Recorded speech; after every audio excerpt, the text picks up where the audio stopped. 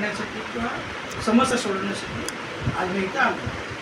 शेतकऱ्यांचं शेतकरी सध्या खूप संकटात आहे. आपली काय शेतकऱ्यांच्या भूमिका असणार? मी ज्यावेळेस हे सगळं झालं त्याच वेळेस मी कलेक्टर साहेबांना पत्र लिहिलं होतं. बऱ्याच शेतकऱ्यांनी मागणी केली सरसकटची, परंतु सरसकटमध्ये अडचण अशी होती की सरसकट जर केलं तर परत मग धान खरेदी करता येणार नाही अशा प्रकारच्या अधिकाऱ्यांनी सांगितलं. तर मग दोन्ही याच्यातून एक कायदे त्यांनी मान्य केलं की 75 ते 80% नुकसान झालेलं आहे आणि तेवढं नुकसान आपण भरून देऊ. मी त्या दिवशी शहापूरला देखील स्वतः शेतावर गेलो होतो, बांधावर गेलो होतो, बघितलं. खूप वाईट परिस्थिती आहे, सगळ्याकडे सारखीच आहे. शहापूर, भिवंडी, मुरबाड, कल्याण ग्रामीण, अंबरनाथ जेवढा माझा मतदारसंघ आहे या मतदारसंघाव्यतिरिक्त देखील सगळीकडे खूप वाईट अवस्था आहे. यावेळेस शेतकऱ्यांचं खूप नुकसान झालेलं आहे आणि जवळजवळ सगळे पंचनामे देखील झालेले आहेत. आता मी व्हिडिओशी देखील बोललो, तहसीलदारांशी देखील बोललो. त्यांनी सांगितलं 2 दिवसात सगळे पंचनामे हे आम्ही सादर करतो. कंप्लीट पंचनाम्याचं काम हे पूर्ण करतो 2 दिवसात. मामा, इतर मतदारसंघापेक्षा मुरबाड मतदारसंघाला आपण कमी वेळ देतो, याचं कारण काय असू शकतं? नाही, मधल्या काळात तुम्हाला सांगितलं की 3 महिने प्रकृती अस्वस्थ म्हणून मी येऊ शकलो नाही, परंतु मी दर गुरुवारी असेही मतदारसंघातील सगळ्या लोकांसाठी एक वाढ ठेवलेला आहे. पण याच्यापुढं मी असं ठेवलेलं आहे की महिन्यातून दुसरा मंगळवार आणि चौथा मंगळवार हे बदलापूर, सकाळी बदलापूर आणि दुपारी मुरबाड अशा दोन्ही ठिकाणी ठेवले. मामा, माझा एक प्रश्न आहे का मुरबाड तालुक्याचे ज्या बीडीओ आहेत त्यांना मागच्या तहसीलदारांच्या समोर मी बोललो का 14 वर्षे आमचा पूर्ण विधानसभेमध्ये तुतारी निशाणी घराघरात पोहोचवण्यासाठी आमच्या सगळ्या पत्रकारांनी मदत केली. पण त्यानंतर विधानसभा निवडणूक ते आत्ता आलेल्या स्थानिक स्वराज्य संस्था याच्यामध्ये आपला जो सहभाग मुरबाडमध्ये दिसतोय त्यामुळे पक्षावर लोकांची नाराजी व्यक्त होते. बघा, मुरबाडचा जो रेल्वेचा विषय आहे तो सगळ्यात जास्त मी लावून धरलेला आहे आणि जरी मी मुरबाडमध्ये वेळ कमी दिला 3 महिन्यात, हेही सांगतो की प्रकृती अस्वस्थ म्हणून वेळ कमी दिला, परंतु मुरबाड रेल्वेचा फॉलो हा माझा कंटिन्यू चालू आहे. आणि हेही सांगतो कमीत कमी 4 वेळा मी रेल्वे मंत्री महोदयांना अश्विनी वैष्णव साहेबांना भेटलेलो आहे आणि हेही सांगतो तर हे कुठल्याही परिस्थितीत काम आपण करून घेणार. फक्त आता विषय अटकले 1300 करोडचा जो विषय आहे 50% राज्य सरकारने करावे, 50% केंद्र सरकारने करावे, इथपर्यंत विषय आलेला आहे. मागच्या 15 दिवसापूर्वी, दिवाळीच्या 15 दिवस अगोदर मी स्वतः मुख्यमंत्री महोदयांची भेट घेतली आणि मुख्यमंत्री महोदयांनी देखील काय गोष्ट कानावर घातली. त्यांनी देखील सांगितलं की दिवाळीनंतर मी स्वतः केंद्रीय मंत्री महोदयांशी बोलतो आणि याच्यातला आपण मार्ग काढू. 50% राज्य सरकारचा विषय जो आहे तो अजित पवार अर्थमंत्री मागे असतानाही झालेला होता आणि तो दिला नव्हता, अजूनही दिला नाही. विषय 50% हे विषय नाही आहे, 50% देणे आहे असा तो विषय आहे. आणि आत्ता राज्य सरकार त्याच्याविषयी म्हणजे मी जेव्हा दिवाळीच्या 15 दिवस अगोदर मुख्यमंत्री महोदयांना भेटलो, मुख्यमंत्री महोदय त्याच्याविषयी पॉझिटिव्ह आहेत आणि मला त्यांनी स्वतः सांगितलं की ठीक आहे दिवाळीनंतर म्हणजे आता मी बघेन पुढच्या आठवड्यात 8 दिवसात मला जेव्हाही वेळ भेटेल, कारण मला ही वेळ किंवा त्यांची मीटिंग ही जे आमचं अधिवेशन असेल अधिवेशनाच्या अगोदर घ्यायचं आहे जेणेकरून अधिवेशनात मला ते बोलता आलं पाहिजे आणि पुन्हा तिथून केंद्रीय मंत्री महोदयांशी त्यांना संपर्क करून देता आला पाहिजे.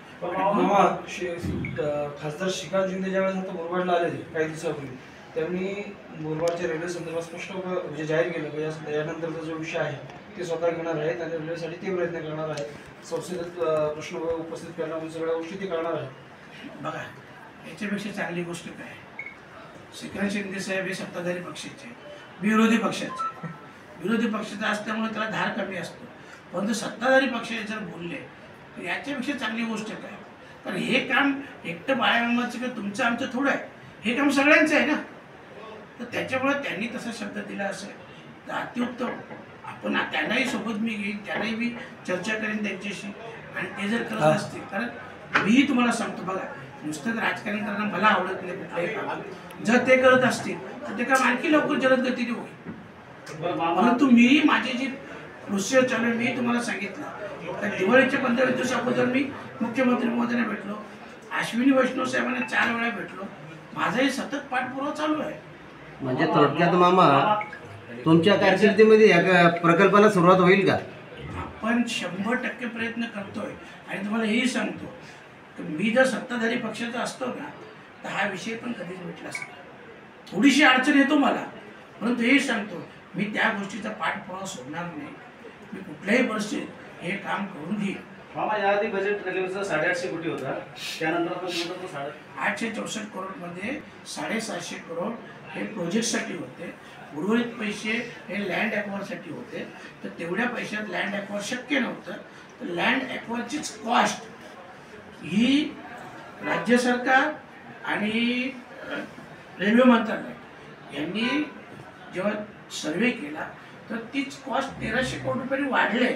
1300 करोड जात नाही, ते 864 प्लस 1300 करोड अशी ती कॉस्ट वाढलेली आहे. म्हणजे विषय अजून रेल्वे मंत्र्याच्या हातातच आहे, रेल्वे मंत्रालयाचे. कारण 1000 कोटीच्या वर बजेट अरे, होतं, कॅबिनेटची तुम्हाला मुदत हे होती. सांगतो मी कपिल पाटलांवर काही विरोधक म्हणून बोलत नाही.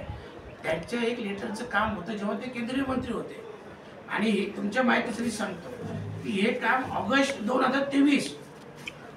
2023ला राज्य सरकार आणि रेल्वे मुंबई यांनी जो अहवाल पाठवला त्याच्यात 1300 करोड पाहिजे होते. परंतु ऑगस्ट 2023 नंतर इलेक्शनला किती महिने बाकी होते? 7 ते 8 महिने बाकी होते.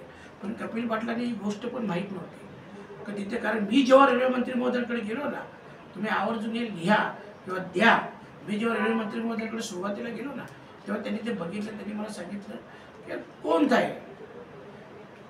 मैं बोला ऐसे साहब आपके ही सेंट्रल मिनिस्टर थे. अरे वो एक लेटर देते तो काम हो जाता का? कारण ते केंद्रीय मंत्री होते. त्याच्यामुळे हे 1300 करोड रुपये ते सहज मागू शकले असते. पण 7-7, 8-8 महिने ते त्यांना माहिती नाही. म्हणजे कपिल पाटलांच्या निष्काळजीपणामुळे झालं की दुर्लक्षितपणामुळे. आता तुमच्या आमच्याकडे नाही, त्यांच्यात झालं ना. आता उद्या जर एखाद गोष्ट मी फॉलोअप घेतो आणि जर फॉलोअप घेताना एखाद गोष्टीकडे मीच 8-8 महिने बघत नाही आणि माझी जबाबदारी आहे ना. 3 मार्च 2019ला उद्घाटन पण केलं होतं ना कपिल पाटलांनी. उद्घाटन केलं होतं नव्हतं केलं? तुम्ही बघितलं असेल ना. आणि मग तुम्ही सांगा ना. आणि या 2024ला त्याला खरं म्हणजे संधी होती. 7 महिने अगोदर जर त्यांनी लक्ष दिलं असतं, एक पत्र दिलं असतं, 1300 करोड मंजूर झाले असते आणि 100% श्रेय त्यांचं असतं. हा निष्काळजीपणा नाही तर काय. तरी पण तेवढे पाठपुरावा करतोय सध्या. नाही आता बघा, जेव्हा तुम्ही त्या जागेवर होते तेव्हा तुम्ही काय करू शकले नाही. म्हणजे आम्हाला अजून शब्द देतात. अरे मी काय बोलतो, 10 वर्ष होते कपिल पाटील, 10 वर्ष सत्ताधारी पक्षाचे खासदार, 2.5 वर्ष मंत्री.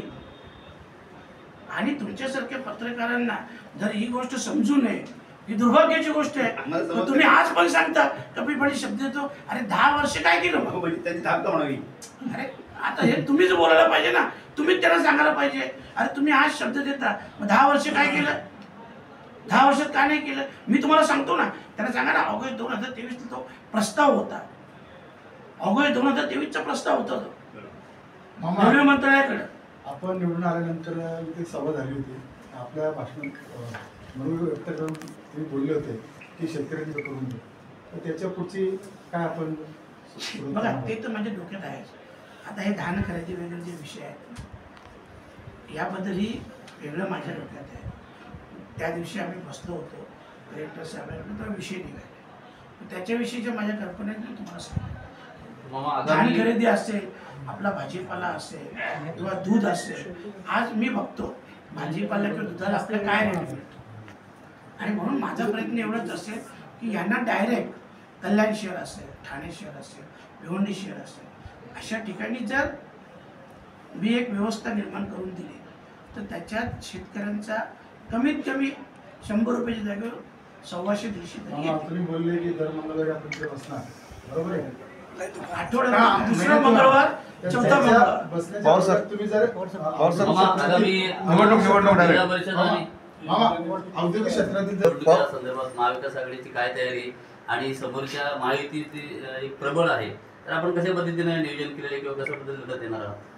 बघा, समोरचे किती प्रबळ असले, आम्हाला लढायचं आहे एवढं नक्की आहे. आणि सगळ्याच्या सगळ्या जागा महाविकास आघाडी लढणार. प्लस आता महाराष्ट्र नवनिर्माण सेना देखील सोबत असेल. आम्ही सगळ्याच्या सगळ्या जागा लढू. जरी समोरचे कितीही मजबूत असतील तरी आम्ही कमी नाही आहोत.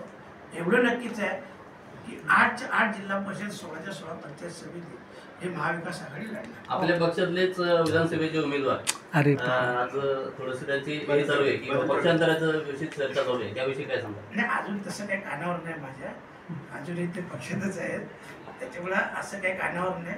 बाकी तुमच्या कानावर असेल तर तुम्ही मला सांगा.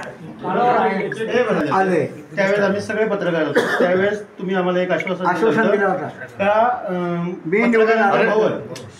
पत्रकारांसाठी भवन आणि तुम्ही पत्रकारांशी महिन्यामध्ये एकदा संपर्क साधणार. मी निवडून आल्यानंतर तुम्ही पत्रकार भवन मी देणार हे तुम्ही बोलले होते. विधानसभेच्या आमदारांनी ठीक आहे, मला फक्त तुम्ही एक पत्र द्या. बरं, पुढच्या मंगळवारी मी येताना येत्या पूर्ण तयारीनिशी, कारण बघा हे भवन कुठं उभारायला पाहिजे. भवन उभारणं ही काय मोठी गोष्ट नाही, फक्त त्याच्यासाठी ती जागा उपलब्ध असायला पाहिजे. आता इथं मी तहसीलदारांना इतकं सांगेन, मी याला सांगेन. आम्हाला दुसरा प्रश्न जो मी इथं जेवढे राखीव भूखंड आहेत ना, ते आरक्षण असतील काय असतील त्यांना कुठं पत्रकार भवन देता येते बरोबर. आपण सिद्धगडला गाडी अडकली फोन केला होता. कामाच्या तुम्हाला कल्पना आहे, तुम्ही कोणाच वेळ बाकीचे लांब राहिले त्याच्यावरची समजून घ्या. आणि एक लक्षात ठेवा, लोक तुम्हाला हे कामं सांगतात ते तुमचं कर्तव्य पण आहे, तुमची जबाबदारी पण आहे. तुम्ही कोणाला मेहरबानी करत नाही तर आम्ही कोणाला. मला लोकांनी निवडून दिले म्हणून लोक माझ्याकडे अपेक्षा करतात. तुम्ही सरकारचे लोक आहात म्हणून लोक तुम्हाला फोन करतात. तुम्ही त्यांची कामं करायची असतात, बाकी काय विषय. तुमच्याविषयी एक माणूस नाराज थोडा आहे, तुमच्याविषयी एवढे लोक नाराज आहेत, तुम्ही स्वतःला पण तपासून बघायचं. साहेब, तिथले बस आगार जो आहे मुरबाडचा, तिथले कर्मचारी पण यांच्याबद्दल नाराजी आहे. मी स्वतः यांना मेसेज करतो, कधी गाडी बंद पडते, प्रवास. तुमच्याविषयी गाडी बंद पडली तुमच्या हातात नाही, पण तुमच्या हातात काय आहे तो उचल. संबंधित लोकांना लगेच सांगते की जावं त्याला काय सेवा पाहिजे, तुमचं काय अडचण आहे ते बघा.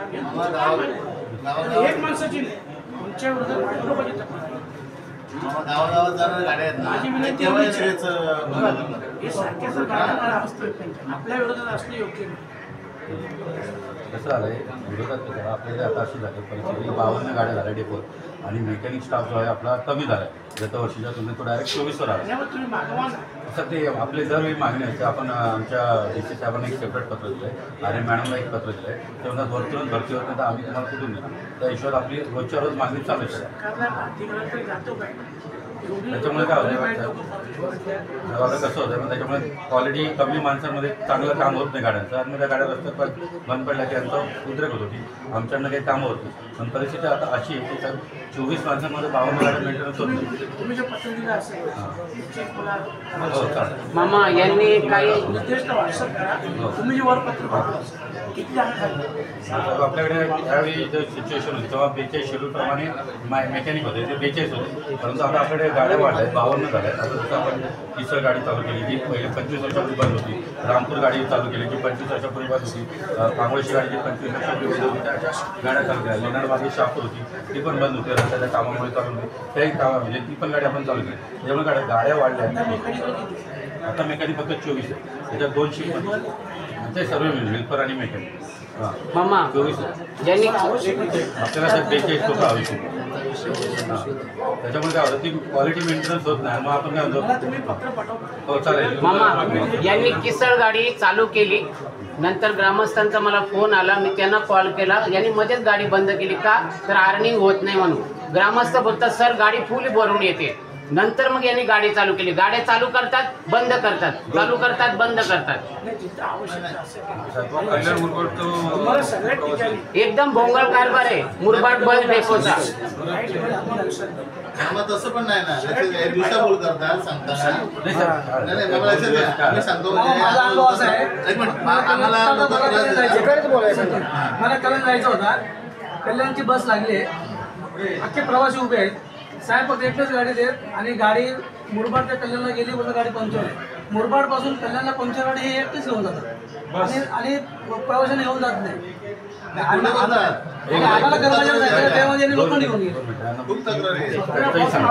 ऐका नाही हो साहेब ती साई ना मेकॅनिकच कमी आहे पंक्चर गाडी कल्याण ते मुरबाड गेलं. ऐकू यांचा विषय असा झाला गाडी टायर पंक्चर झाली मला मेकॅनिक बोलले साहेब आपल्याकडे टायर फिटर नाही म्हणजे त्यांचं बाहेर झालं टायर फिटर नाही आपल्याकडे इथं होणार नाही त्यांचा धावा भरून रिकामी गाडी जाऊ द्या असं ते बोलले. मग मला ते काय बोलले साहेब तुम्ही जाताना तुम्हाला आम्ही शाळ ब्रिजच्या इथं सुरू आपण प्रॉपर कल्याणला जाणार आम्ही शाळ ब्रिजच्या इथं उतरून मी स्वतः कधी पुढे रिक्षा घेऊ आणि मग मी विट्टेवाडी डेपोला कारण आमच्याकडे माणूस होता मी ते बोललो ना मेकॅनिक रोज नसतो का पंक्चर काढायला माणूस? साहेब त्या दिवशी रात्री नव्हता एक दिवस बस थांबली असते आणि उद्या जर पंक्चर काढलं तर चालला नसतं. तर माणूसच नाही ना ती गाडी उद्या माणसं परत पुढच्या प्रवाशांना कमी पडते ना गाडी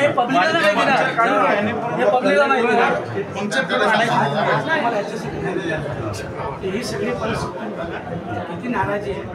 माझं म्हणणं पुढच्या मंगळवारी तुम्हाला वरिष्ठांशी मी चर्चा करून घे नाराजी कशी कमी करते तुम्हाला काय तुमचं कामच करायचं.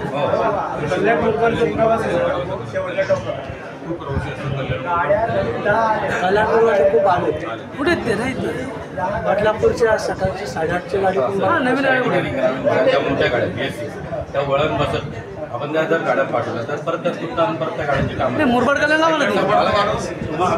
बदलापूर मुरबाडपूरच्या 8:30ची